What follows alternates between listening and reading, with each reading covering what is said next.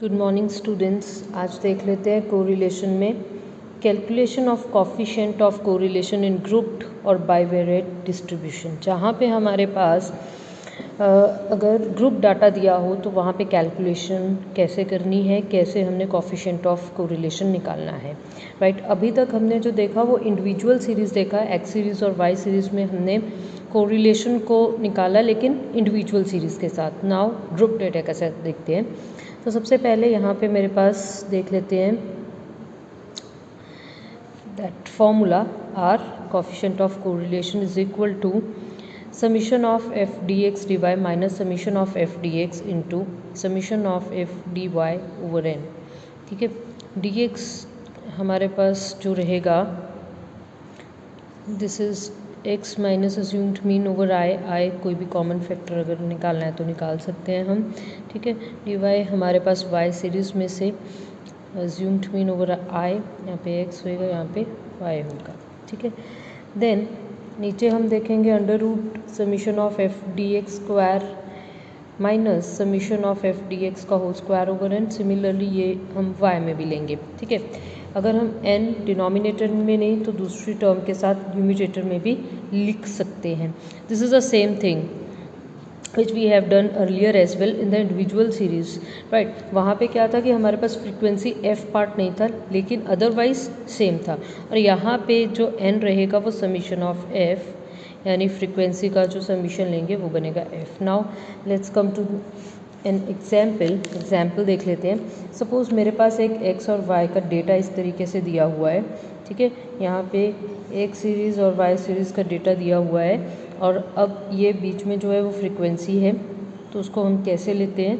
Right, अब यहाँ पे मैं टोटल फ्रीक्वेंसी भी यूज़ करूँगी। यहाँ पे जैसे एफ एक्स जो मेरे पास आ जाएगा that will become 20 40 plus 9 plus 5 54 and 15 plus 8 plus 3 26। ठीक है, और यहाँ पे मैं एफ वाई भी निकाल सकती हूँ 10, this is 18 and this is 52 and this is 30। ठीक है, तो यहाँ से मेरे पास टोटल भी आ जाएगा and that will become 100।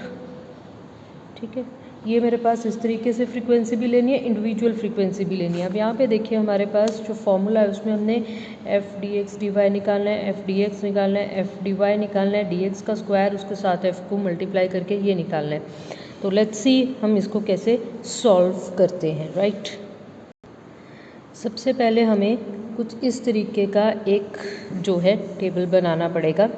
Right, अब टेबल में देखिए मेरे पास यहाँ पे जो चलेंगी वो वाई सीरीज़ चलेंगी, यहाँ पे जो चलेगा सारा एक्स सीरीज़ का चलेगा। राइट, जो मेरे पास था स्टेटमेंट 0 to 25, 25 to 40, 40 to 55, यहाँ पे 0 to 20, 20 to 40, 40 to 60, और इसके इन बिटवीन जो भी फ्रीक्वेंसी थी वो मैंने यहाँ पे लिखी है 10, 4, 6, 5, 49, 3, 8 एंड 15। और जो फ्रीक्वेंसीज़ का हमने टोटल किया था वो यहाँ पे लिखा है 20, 54, 26, 18, 52 and 30। And now n is equal to 100 because n is equal to summation of f। ठीक है, अब हम क्या करेंगे, जो ये हमारे पास है इसका मिड वैल्यूज़ लेंगे। तो मिड वैल्यूज़ मेरे पास आया 17.5, 32.5 एंड 47.5। हेयर मिड वैल्यू मेरे पास आया 10, 30 एंड 50।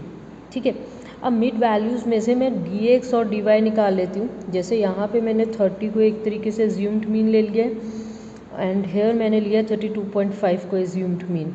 तो डी एक्स में से मैंने क्या किया, x minus 30 over 20, y minus 32.5 over 15, ये हमने कॉमन फैक्टर्स की तरह निकाल लिए हैं।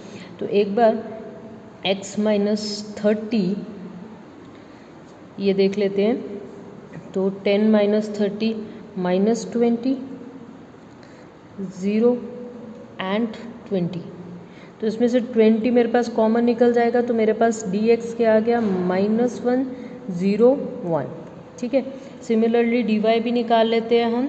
ठीक है, इसमें मेरे पास आ गया y माइनस 32.5 यानी 17.5 माइनस 32.5 माइनस 15, 0 और प्लस के 15 आ जाएंगे। तो 15 मैंने कॉमन फैक्टर निकाल दिया, -1 0 +1।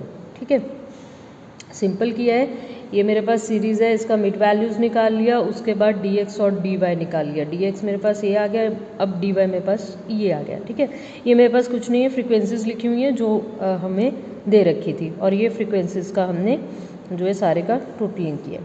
अब यहाँ पे dx और dy, क्योंकि मेरे को लास्ट तक जो पहुँचना है वो dx और dy में पहुँचना है। चलो पहले एक काम करते हैं, f dx ले लेते हैं, f dx स्क्वायर ले लेते हैं। ठीक है, तो f मेरे पास है, f dx मेरे पास क्या आ जाएगा, -20, यहाँ पे आ जाएगा f dx 0 and this is 26। ठीक है, तो f dx का समीशन जो मेरे पास बन जाएगा वो आ जाएगा 6। f dx स्क्वायर यानी इन दोनों का स्क्वायर हो जाएगा, 1 1 ही रह जाएगा ये। ठीक है, तो ये मेरे पास आ जाएगा 20 0 एंड देन 26। तो f dx स्क्वायर का जो मेरे पास बन गया है वो आ गया है 46। ठीक है, सिमिलरली f dy भी निकाल लेते हैं हम लोग। ठीक है, तो f dy मेरे पास निकलेगा, this is dy and this is f, तो ये -18 0 30। तो समीशन ऑफ f dy मेरे पास आ गया 12 एंड देन dy स्क्वायर मेरे पास +1 हो जाएगा सिर्फ ये, तो it will become 18 0 and 30 and this will become 48। ठीक है, f dy स्क्वायर। तो यहाँ पे देखिए मेरे पास f dx भी निकल गया, dx स्क्वायर भी निकल गया, dy भी निकल गया एंड dy स्क्वायर भी निकल गया। तो अब क्या रह गया, सिर्फ f dx dy, यहाँ से भी f dx dy, तो वो हमने निकालना है। तो वो dx dy हमारे पास ये, तो यहाँ पे क्या करेंगे, ये आ गया मेरे पास 1 × 1 आ गया। ठीक है, तो dx dy इतना आ गया, f ये पड़ा, तो यहाँ पे टोटल क्या बना 10 × 1 एंड देन dx × 0 का क्या आ गया 0। ठीक है, देन -1 × +1 दैट विल बिकम -1, तो ये क्या आ गया -6। ठीक है, 0 × -1 0, तो यहाँ पे भी आ गया 0, 0 × 0 0, हेयर भी 0, 0 × +1 0, हेयर भी 0। राइट, नाउ 1 × -1 तो ये कितना बन गया -3, दोनों को मल्टीप्लाई किया। 1 × 0 0, 0 × 8 0, 1 × +1 1, 1 × 15 15। ठीक है, नाउ यहाँ पे मेरे पास क्या आ गया 10 - 6 4, f dx dy 0 0 0 तो 0 ही बन जाएगा। उसके बाद मेरे पास आ जाएगा -3 0 15 यानी कि 12, तो यहाँ पे summation of f dx dy क्या बन गया 16। ठीक है, अब यहाँ पे भी देख लेते हैं, 10 - 3 7, 0 0 0 0, -6 एंड 15 मेरे पास कितना आ गया 9, 9 + 7 मेरे पास कितना आ गया 16, तो f dx dy मेरे पास 16 है। अब जो भी मेरे को चाहिए था फॉर्मूला में वो सारा का सारा अवेलेबल है।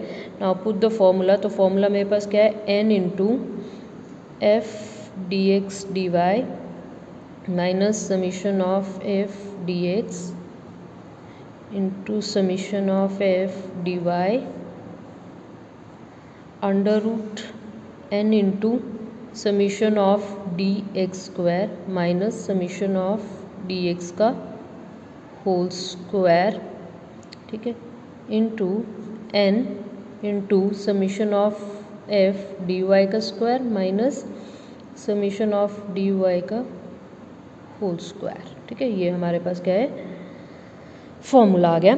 तो इस फॉर्मूला में सारे जो हैं पर्टिकुलर्स जो हमारे पास हैं वो हम पुट कर देते हैं। एन कितना है 100, f D x d y मेरे पास कितना है 16, minus summation of d x मेरे पास है 6, summation of d y is 12